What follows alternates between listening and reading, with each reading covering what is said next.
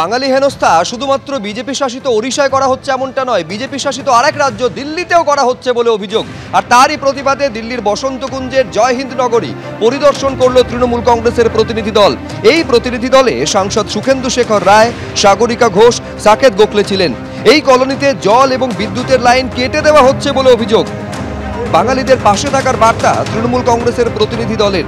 BJP শাসিত একাধিক রাজ্যে বাঙালিদের হেনস্থা করা হচ্ছে এই অভিযোগে সরব হয়েছে তৃণমূল।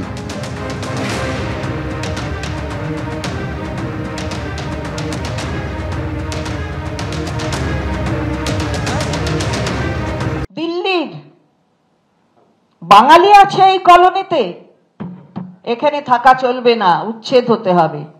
কেটে দাও লাইন, ইলেকট্রিকের লাইন, কেটে দাও জলের লাইন। আমার সচিত্র পরিচয় পত্র আছে, দেখাচ্ছেন তারা।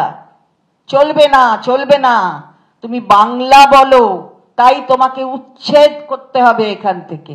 যত রকমের প্রক্রিয়া সেগুলো চালু হয়ে গেছে। এটা বুঝি রাজধানীর কাজ?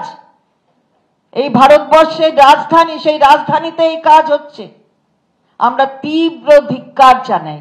বাংলা ভাষাকে অসম্মানের অভিযোগ এবার পথে নামতে চলেছে, তারই প্রতিবাদে তৃণমূল কংগ্রেস আগামী 16 তারিখ 16ই জুলাই তারা পথে নামতে চলেছে। এই কর্মসূচিতে মিছিলে হাঁটতে চলেছেন মমতা বন্দ্যোপাধ্যায়, থাকতে পারেন বলে সম্ভাবনার কথা শোনা যাচ্ছে। ওই দিন অর্থাৎ 16 তারিখ দুপুর 1টায় কলেজ স্কোয়ার থেকে ডোরিনা ক্রসিং পর্যন্ত পদযাত্রা করবে তৃণমূল কংগ্রেস।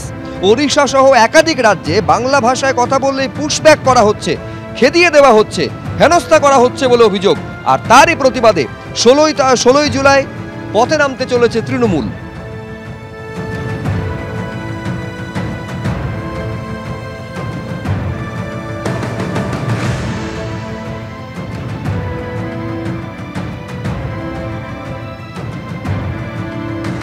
বিজেপি শাসিত রাজ্য বাংলা বলছো? তুমি বাঙালি যদি হয়ে থাকো তাহলে তুমি ভারতবাসী নও, তুমি দেশের মানুষ নও। এটা কোন দেশের কথা? বাংলার অস্মিতাকে অপমান করা, এটা কোন দেশ? কোন সরকার রয়েছে কেন্দ্রে? আর এই রাজ্যগুলি যারা এই ধরনের অপমানকে সংগঠিত করছে, অপরাধমূলক কাজ করছে, তাদের মদত দিচ্ছে কেন্দ্রের সরকার, বিজেপি শাসিত সরকার। আমরা বলতে চাই যে এই ধরনের যে আতঙ্ক ছড়ানো হচ্ছে তার প্রতিবাদ কিন্তু তৃণমূল কংগ্রেস করছে এবং করবে।